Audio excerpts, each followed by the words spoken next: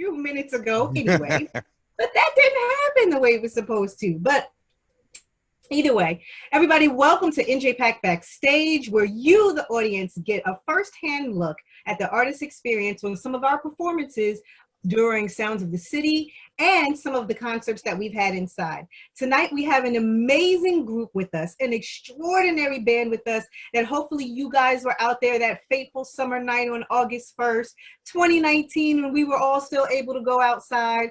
Hopefully you all were there and able to see the gentlemen that I have in front of me.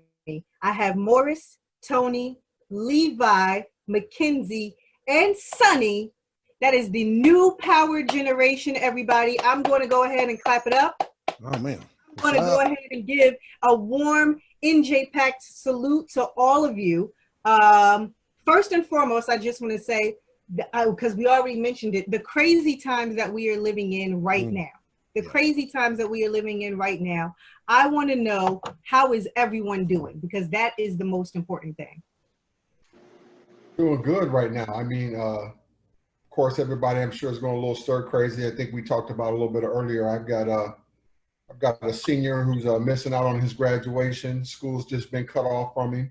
My daughter's home from college. She thinks she grown and ain't paying no bills. So it's a whole different kind of vibe right now. It's driving us crazy. Wow. It's almost 70 degrees here too, and everybody just locked in. Yeah. Well, that's what I want to know. So where is everybody? Because, you know, in New Jersey Performing Arts Center, you know, is in Newark, New Jersey. But I want to know, where is everybody right now? Well, I'm in LA. Oh. I'm in California. I'm in Arkansas. Minneapolis. And I drove to Arizona. Oh my gosh. So we really are across the country right now. That's crazy. But we're technologists. But we're all safe, and hopefully everyone is healthy and your families are healthy and everybody's hanging in there, right? Absolutely. Yeah, everybody's been good. Yeah. Well, We've been listen, blessed.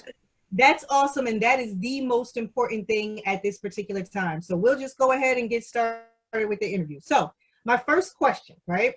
So I remember interviewing you guys on the balcony at New Jersey Performing Arts Center, and I remember coming downstairs when you guys got on stage.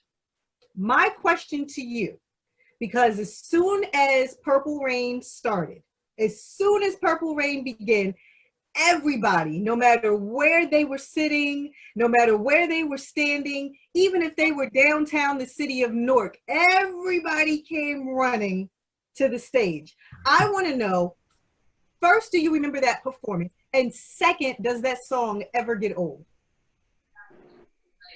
No. It does not. It does not It's go. It's emotional. First and foremost, definitely remember the performance. I think we all remember. We didn't know what to expect when we got there, and then when we hit the stage, I mean, you know, Purple Rain was the climax to it. But I mean, at the overall, it was incredible. Jersey, It was a special night. It's a lot of good energy. Everybody was dancing from start to finish, and like Tony said, we didn't know. I mean, more so just because it wasn't outside of it. You know, you never know who's going to want to come tough it out with you, and then let alone get up and dance and sit with you, you know, for the whole show. So that was an exciting night. But no, Purple Rain never gets old. I think it's, for me anyway, it's a new experience every time. It's emotional every time. Yeah. And it's such a powerful song. You know, the thing about it is with Purple Rain, it's such an iconic song, Prince.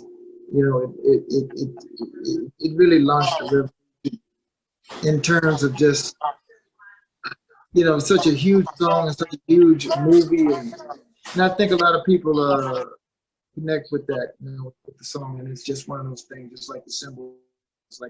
It's inherently Prince. It's just like, you get it. And it's like this thing. And I think everybody expects it, and I think everybody loves it. So it never really gets old. Yeah. I think Purple Rain, it's a unifier song. It doesn't matter what you're going through, what kind of people are there, all different walks of life.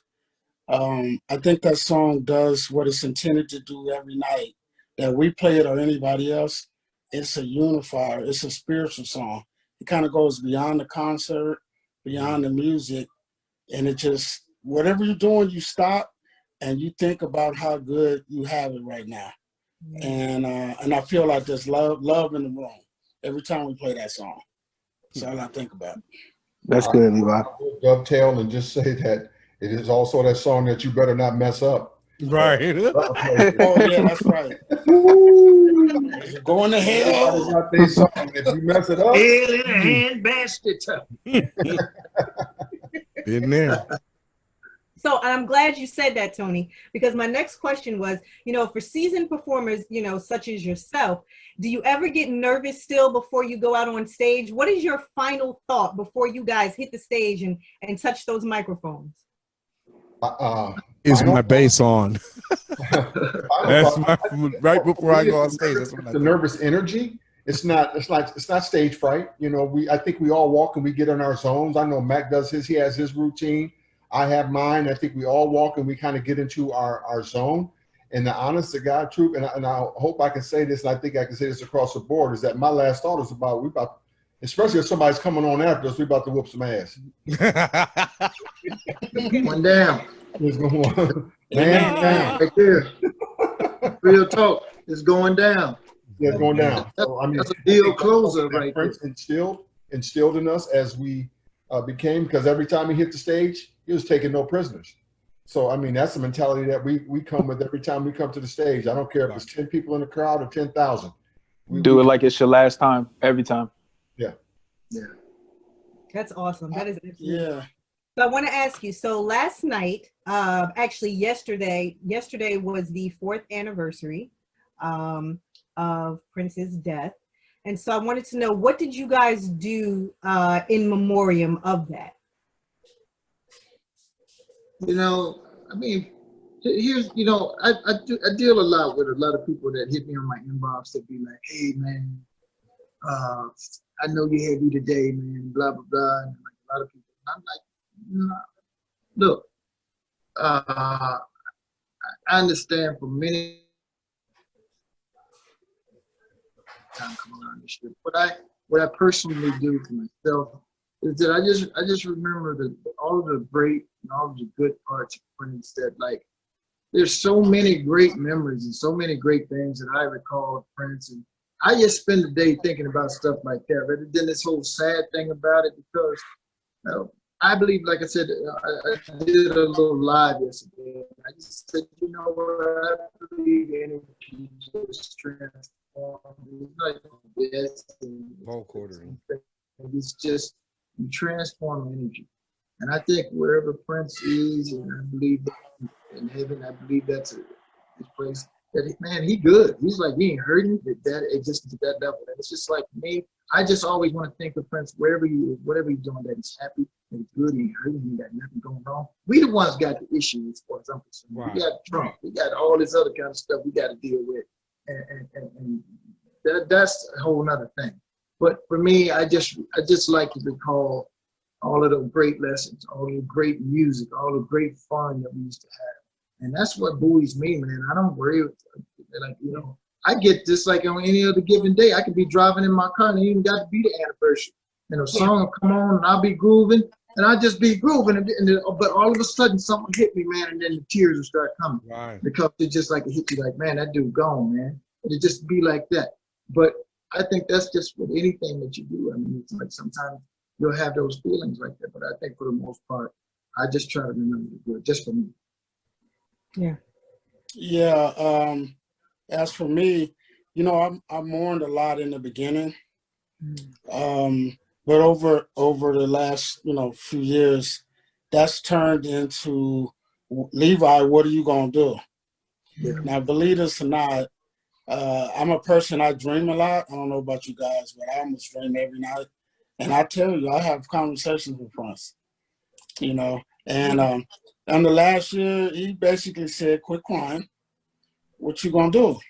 I didn't teach you guys all of that to be sitting around crying. Now you need to take what I gave you, and I need you to share that with other musicians, friends, people who never met Prince. Because a lot of times when we play, there's people there who have never been to a Prince concert. Yeah. And so they're experiencing it for the first time. And I think Morris can back this up when I say that a lot of people felt like he was there with us while we were playing. Absolutely. I bet. Okay, so we now have a job and a purpose. So the crying has turned into purpose for me. So I'm sorry. go Go ahead. ahead. No, for me, I got a little sad yesterday. It's because I just started reminiscing about, when we was kids and the crazy stuff we used to do. But then it turned into me. I'm like, I wonder where in God's name he is. I hope he's okay. And what would he think about this world musically now? And what can I do to get out here and try to better the situation? For myself, for other musicians, for the world in general. I mean, when we come out of this thing, it's going to be a different planet. It's going to be something different. So we're not going to go back to McDonald's, everybody sitting in the bar and all that. It's going to be a different world. Absolutely. Those were my thoughts after the sadness. Then it's just like renewal. I feel renewal for some reason, Right. I agree. And last night they had a Grammy performance on CBS that commemorated a lot of his music. And I wanted to know, what did you guys think of the performances last night? Oh, I got to stay out of this because I'm on there. So you was there, man. I'm gonna stay out.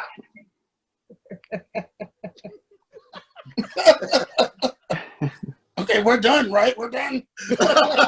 Yeah, nice argument, Great interview. Nice Great argument. interview. No, just Okay. Tony. Now, Morris was there holding it down, of course. No, I mean, look, just They put together a great tribute. it was cool. Time got down. I love my brethren, the NPG. I'm always gonna be down for my cats. And my thing is, of course, and I had my druthers, I would have loved to see my brothers and see us represented. I know what a lot of these things is politics, it's time, it's money, it's all kinds of things that that's in the mix. I just know that I of course I love my band, the NPG, to represent. I think that's necessary if you want to do, French tribute, and you want to really include. I mean, I think that's just something that I would have liked to see. But I do understand.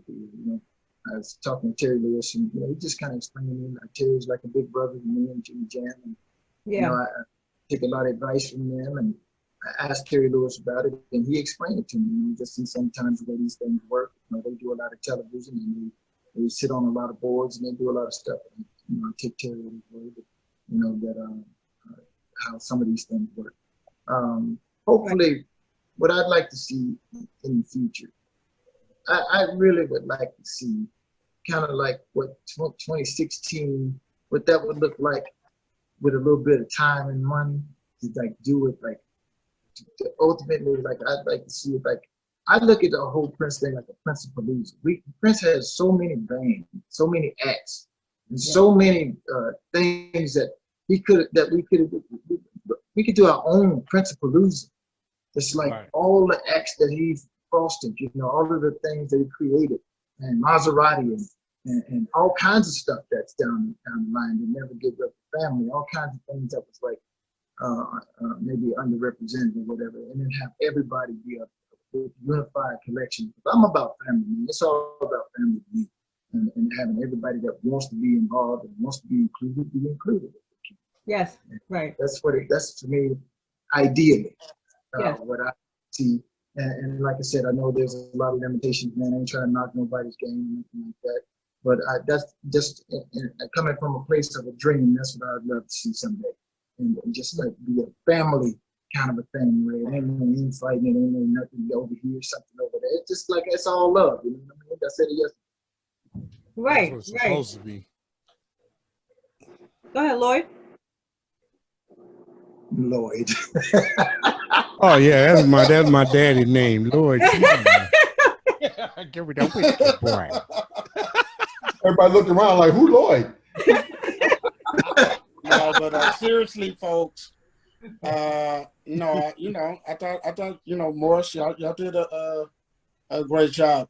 I just want the fans to know that his music didn't stop after '87.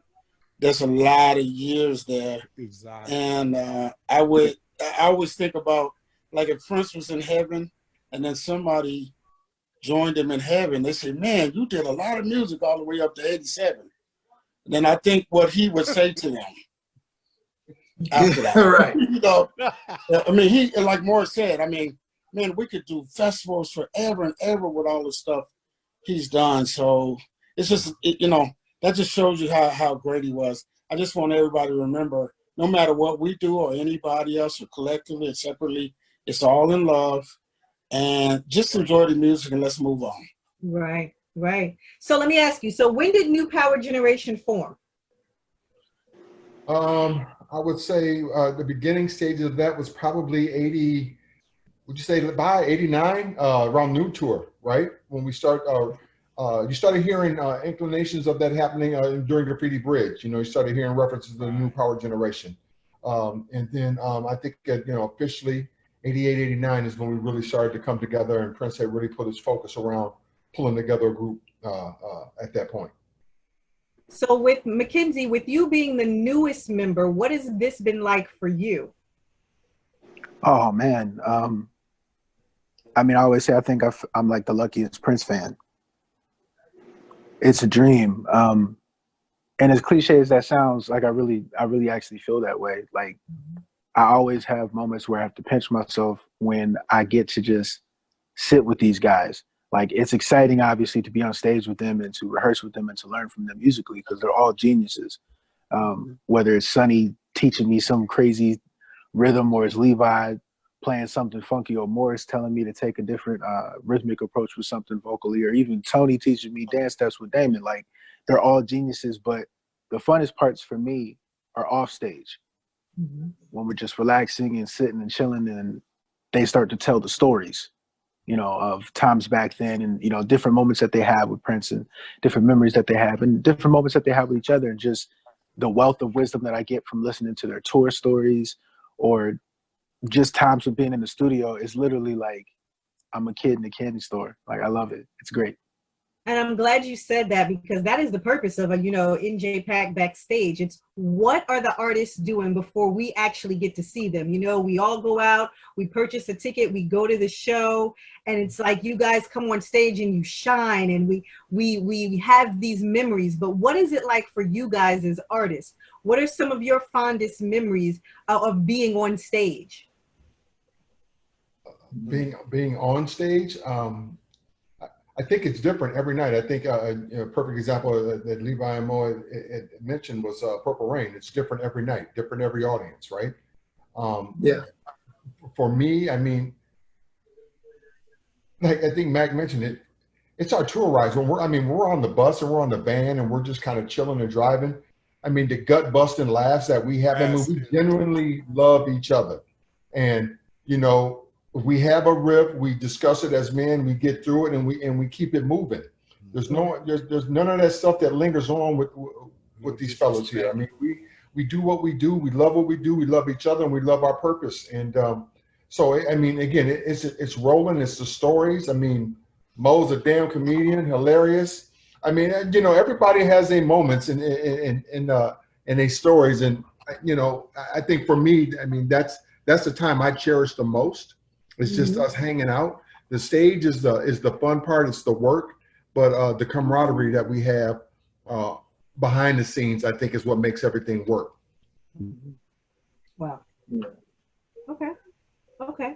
So I wanted to know, with everything that's going on in the world now, it seems like music has become the saving grace for everyone, right? Yeah.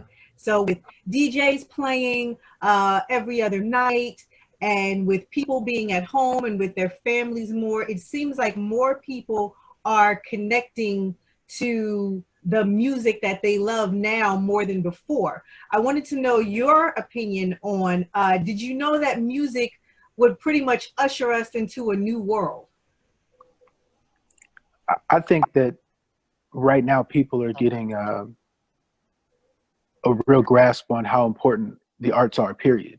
Whether you're talking about music or film or just any medium of expression, that's literally the only thing people can do right now is consume artist art and, you know, different creations and stuff like that. So, I mean, wow, if the DJs weren't playing right now, I think there'd be riots in the streets. If, you know, Swiss Beats and Timbaland weren't doing the versus battles, you know, and able to get the likes of Teddy Riley and Babyface on there to, you know, grace us and play their, you know, amazing songs, I don't know what people would be doing. So I'm hoping that, you know, this world as a whole, but specifically this country, just has a better grasp on how important the arts are. And I make that point just to say that, you know, you notice around the country, a lot of people have taken music out of schools. You know, they've defunded a lot of music programs. Programs is ridiculous. Yeah, I was working with a buddy of mine out here. He's trying to do something for school students out here who don't have access to their instruments during this time while they're home on quarantine, and, you know, they're not able to practice and play, and just little things like that we take for granted. But I think that musicians, we knew this, and different artists from different mediums, we knew this, but I think the world is getting to see now, yeah, without art, what are we left with? Right. And I do believe that we're into a new paradigm as far as music is concerned, as far as touring and all kinds of things. I think there'll be a lot of millionaires made out of this time. A lot of people that are gonna pioneer some new things. How the delivery method and how we do concerts and how we do entertainment. I think a lot of things are going to change after this. I don't know if I ever go back to the same. I think it's like 9/11 after this whole event with this corona thing. I think just the mindset of people will be considerably different, but I think it could be a very good thing. Like Matt was saying, there's a lot of opportunity to do a lot of good to woodshed, and, you know, like in Minnesota, like you spend a lot of time in the house because it's too cold out. What do? You go out and you do woodshed. So a lot of other places like Florida, like California, you may not have to be cooped up like that, but man, Minnesota, you know, when you're going out to kick it in 25, 30 below, right, you're gonna have your butt in the house, and you might well find something to do. And so that's what Prince would say. He said, yeah, man, we just woodshed. That's, you know, we come out, it'd be time to come out, you come out good. right, you know? rocking tight. Amen, amen, amen. We're gonna have Sunday school right now. We're having a Tower of Babel moments. And there's a lot of confusion in the world. But you know what? The one language that everybody understands is what? Music. Music. I don't Conversation care. of pleasing tone. Hey, somebody raise a sermon. $8. All right. But anyway, it And I'm is the glad- one language that we all understand. You know, Pavarotti, you know, I don't know what he's singing about, but I feel it. Yes. Yeah. Yes. You know what I mean? Yes. A Japanese artist, I don't know what scale that is, but it's beautiful. Yes. So right now, this is the only language. Mm-hmm. And I'm glad you said that, because I want to know, what do you think the future of music is now, with us clinging to it now like never before to help us get through these times? What do you think the future of music is going to be? Where can we go from here? I think once the transmission once the audio gets a lot better, it's gonna be nuts. It's really gonna be, for the live sound, it's gonna be nuts. The other thing is that just the fact that, like, wow, man, like that you can do this. I mean, like we were saying a little earlier, they'll foster technology and we'll be able to, like, do a lot of different types of things. I just hope that with the fact that people are realizing how much value is placed on artists, because you got to look at what music over the years, what music has come to. Everybody look at music and stuff like that as something that we all, you know, deserve. It's something we all want to be able to have it. You know, people trade music files, do all kinds of stuff. And like a lot of the artists who make music, they don't get paid for a lot of the work that they do. And I think that as people see the value of something like that and the intrinsic value of what music is to people, that some of these structures, and I'm not talking mostly about people that's more and about some of the structures in place, you know, the record labels and the Spotify's and things like this, how they go about compensating musicians for their work and for the time that they put in, and especially when we see that it's such a vital thing for the community, and make things more just and more equitable in terms of like what a person, you know, rightfully deserves for the work that they do. That's, you know, just at the most basic level, I think that's a conversation that needs to be had, and just so that things are more equitable. And I think Prince said it best. He said, you know, 50-50 is a partnership, 70-30 is employment. You know, that's like what he used to say all the time, and he's right. If you got a situation where things are equitable, everybody wins. Why can't we have whatever structure it be where everybody involved wins? I think just fair. If we just do stuff fair, then that's a good thing. Yeah. Amen. Amen. I agree. I agree. So I want to know what's next for New Power Generation. What's next, fellas? On this screen right here is some music. I'm getting ready to send the Sonny T, Yep. Levi, I'm sitting in my studio. everybody. So because we working on a new record. This guy Andre asked me every other day, when is the new record, Morris? We in the, y'all know I'm talking about, Andre. I know you're watching Punk, but we gonna get you, man. I love you, man. You keep us on point, baby. But that's what we're doing. We're working on music, and we got some things that we liking. You know, we're gonna get this tech side happening.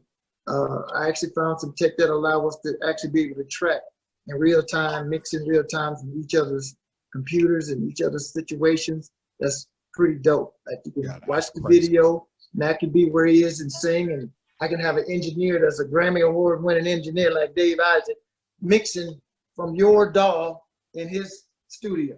That's like just that. nuts. It's crazy like that. And again, that's what's happening with it. So we're gonna be working on that kind of tech, but there's new music coming, and we're gonna be like, I think we got a few killers. We got a few killers. Well, listen, That's for sure. you know, you got to get it to New Jersey first. I mean, we got it because we're going to be waiting. Absolutely. We're going to be Absolutely. waiting on you, and we need for you guys to come back and grace our stages, whether it's inside, whether it's outside. You can just play in the restaurant. You can do anything. And Hey, by the way, you me and go. Matt ate that restaurant right there. It was on point. Good food. It's good food. But if y'all bring it like you did the last time, New Jersey was in the house, man. We had a great time. Rocking. People were cool, man. Like we stayed after the show and just chopped it up with folks, man. And just it was. Wonderful. I love that kind of. Like, it reminds me back in the day when I lived in Chicago. You know, Saturday in the Park thing. You know, they had It's Lincoln. good people. Man, it was a vibe. It was just Right. cool. You know, all they needed was a few barbecue grills, and we'd have been set off. Been good. It was super dope. Back Just to great Philly people, man. feeling. So please have us come back, man. That was so cool, man. And we will, and we definitely will. Again, as soon as we get to the other side of this and we are back in the new normal, then trust me, we will definitely make sure that we can have you back on one of our stages, whether indoor or outdoor. I have one final Beautiful. question, just a lighthearted question, of course, that everybody wants to know as soon as they saw that I was interviewing you. The stories from Dave Chappelle, are they real? Yeah. Oh yeah. Yeah. You're on Oh point. yeah. Why don't we call them Absolutely. leaders for short? Charlie Murphy. Yeah, it's real. As soon as we posted that we were interviewing you guys today, that was one of the questions that we had got from a number of people. They wanted to know about the music and they wanted to know about Prince, but even more so, I think they wanted firsthand knowledge of if those stories were actually real or if those were just made up.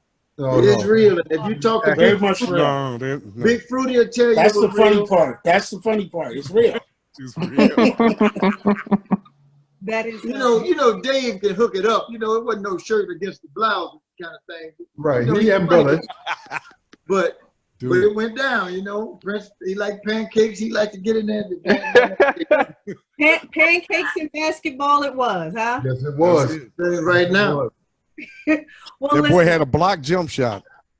Oh, Yeah, right now, it beat the brakes off of you on some basketball. It ain't even no joke. Yeah, that boy can I'm play. 6'5", and Prince used to beat me like I stole something. And Oh. that was the only place I felt like I could kind of do him in, like to get back at him for like some of them hard rehearsals, like I could hack him a little bit, knock him down or something on the slide. Can't catch him. You can't Couldn't stop get him. him. He shoot all over you, throw the ball between your legs and going around, all this kind of stuff.